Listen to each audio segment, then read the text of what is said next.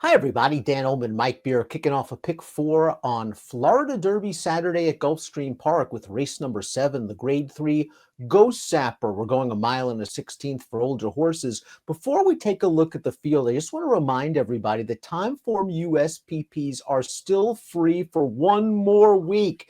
Take advantage of these free past performances now in the DRFPPs. Go to drf.com where you access your past performances, and you'll see that Timeform US tab.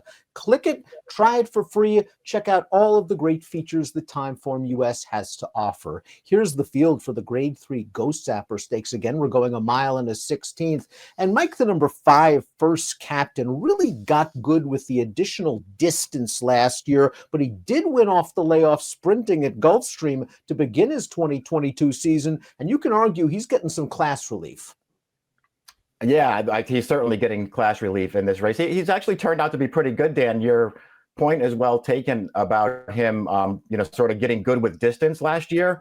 But he was pretty good going shorter, both early in his career and, as you mentioned, off the layoff last year. So it feels like maybe distance isn't the real key for him. I mean, I still feel like this race not being a mile and an eighth anymore probably hurts him more than anybody else in the field, but he's pretty good. Do you feel that the potential lack of pace may work against first captain as well? We'll throw up the Timeform US pace projector. It's one of those rare gray bar situations where you see no speed. We're expecting this to be run at somewhat of a slow pace. The horse on the inside, Surely Furious, has some speed. Cajun's Magic, the 2, is stretching out in distance. Simplification wasn't really ridden aggressively last time out. He can be close, but there's one thing we know about first captain. He would appreciate a little something to run at. Yeah, he probably would. I mean, he's certainly not going to be on the lead. Personally, I've never really looked at him like, sort of a one-run closing kind of horse. He doesn't have a lot of speed, but he's never, really outrunning his races either, Dan. I mean, I don't think a really slow pace necessarily helps him, but I don't think it means, it really hurts his chances all that much.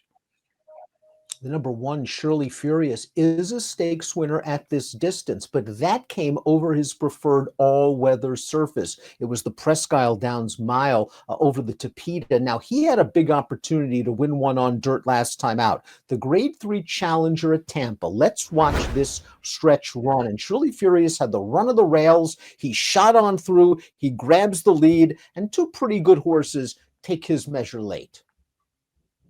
Yeah, just no match the last eighth of a mile here, Dan. You can see how tired he's getting there past the furlong pole. He did get a really good trip in this race. I mean, I guess unless you just want to say maybe the rail wasn't the place to be that day. I mean, everybody else in that Challenger field stayed way out into the track and left the rail open for him, and he took advantage of it. He just wasn't good enough to get the job done that day. But he ran fine in that field. I would say that field's comparable to this one.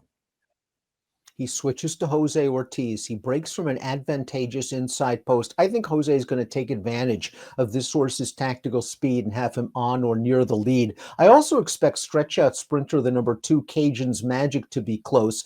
This horse ran okay when stretched out last year, a well-beaten second in the In Reality division of the Florida Stallion Series, and then he did his best with a very good trip in the Holy Bull when they briefly put him on the Kentucky Derby trail. This is going to be his 3rd start off a long layoff. Maybe he's racing himself back into shape. I do wonder if a mile and a 16th is a bit far. I wonder about that too. I mean, you're correct though that he ran fine when they stretched him out last year as a 3-year-old. So maybe that just suggests that he can do it. I still kind of feel like he's a little better sprinting, but he is 3rd off the layoff here. He's going to be a really big price in this race, Dan. It kind of feels like a tough spot for him.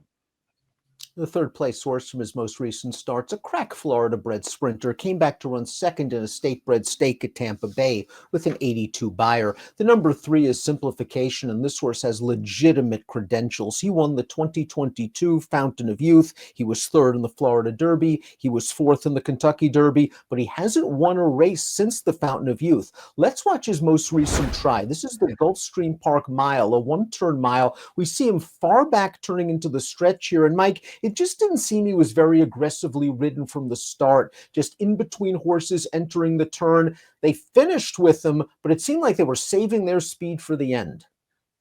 Yeah, it did kind of feel like maybe they tried something a little different here, Dan. This is a horse who's been on a pretty long losing streak. They finally cut him back around 1 turn in that race. It was actually a pretty good field too. And Dorst seems like he's gotten good again. Obviously, Charge, it's a really nice horse. So I just kind of looked at it like they tried a little something different there and tried to settle and make one run. And I guess it worked okay. I mean, I thought he ran fine in that race, Dan. And I don't mind him stretching back out to 2 turns for this race either. I just happen not to be a huge fan of his and wouldn't really bet him at any kind of a short price, but I think he's a contender. Number 4 is O'Connor, a Group 1 winner in his native Chile. He was a good-looking winner in his North American debut, going 1 mile and a 16th, a race in which he made this nice brushing move on the second turn to take over command, and then he ran off and hid from that overmatched field. He was the beaten favorite in the Harlan's Holiday, and I just didn't think he ran very well that race. He somehow got a 100 buyer speed figure, and I'm beginning to question the validity of that number. The Pegasus World Cup, I'll draw a line through that race, a race that's already produced 4 next out winners. Yeah, I don't think you want to be too hard on him for the last one. He had an impossible post in that race against a good field, and he just didn't really do anything. I'm kind of with you, though, Dan, about his race 2 back. I mean, it's a fast race. It was against a good field. I just didn't really feel like he ran that great in there, and don't really want to judge him off of the figures that he earned in his first 2 starts up here. I mean, those figures say he's a real contender in here, but I kind of want to see him win one of these races. We've seen Shug McGahee get horses to improve with distance and maturity, and perhaps it's just going to happen again for the number 5 First Captain. He was a talented 3-year-old. He won the graded Dwyer, and he did win sprinting at Gulfstream off the layoff last year, but he got good when stretched out. The Pimlico Special at 1 mile and 3/16, just missing in the Suburban at 1 mile and a quarter. Okay, third in the Jockey Club Gold Cup, and he caught a fast horse at the end of a long year in the Fayette against West Will Power. He's going to have to do this off the layoff, and he might have to do it from last against a pace scenario, but he's a pretty good horse, and I'm looking forward to seeing what we get from him in 2023. Yeah, me too. I mean, you could maybe this isn't a race to necessarily take a short price on him, although Shug's actually found a pretty good spot to bring this horse back in. Again, I'm not that worried running style in this race, Dan. He did win as a first-time starter going 7 furlongs. He won off of a long layoff here going 7 furlongs. So certainly a horse who has shown that he can get himself ready off of workouts, and he might just be the best horse in the race. And again, the horse he faced last time out, West Will Power, came back. He was second in the Clark. He was second in the Razorback. We saw him win the New Orleans Classic last week, beating Art Collector with a 109 buyer speed figure. The number 6 is Clapton, and he's a bit of an in and outer, and maybe he'll be challenged for class, but occasionally he speed figures that put him in the mix. A 95 starts back, a 97 back, a 98 2 starts back. It's sort of good bad for class. He's likely going to need a little bit of a trip. He's going to need a little bit of a trip in this race. I guess he's one of those horses, Dan, who hasn't really shown that much speed since they started going in longer races with him. I mean, he had a little bit of speed sprinting early on. He hasn't really been showing that in his most recent starts going longer. I don't think that's going to help him in this race. But as you've already pointed out, he's got figures that suggest he can be there somewhere at the end of this race, and he's going to be a fair price. I'm a fan of the 712 Volt Man, but I wonder if he's just a notch below graded class. He, of course, won the Claiming Crown Jewel back in 2021. He was a big price last time out in the Grade 3 Fred Hooper. He caught a very hot horse and endorsed who came back to win with a triple-digit buyer in the Grade 2 Gulfstream Mile. He ran okay 2 starts back, Mike, but he was also entered for 62.5 that day. Yeah, just a much weaker field there, and he did run pretty well in that race. I'm with you. I think he's a pretty nice horse. I like him. I just don't like him in a race like this. Let's take a look at our top selections for the Ghostzapper. First Captain's Mike's top selection. I think he has the most potential of any horse in this race to be one of the better handicap horses in 2023. I am a little bit concerned about him coming off the layoff at this distance, considering this pace scenario. First Captain, though, what price do you need to take on him? I'm assuming either he or Simplification are going to be favored. Yeah, I feel like he's going to go favorite in here. I'm kind of hoping, though, that they do fall for Simplification in this race, because again, I'm just not a real big fan of his. So maybe he'll take all the money this time, Dan, and First Captain won't go off at a super short price in this race. I just think he's the best horse in this field, Dan. I don't really like anyone else.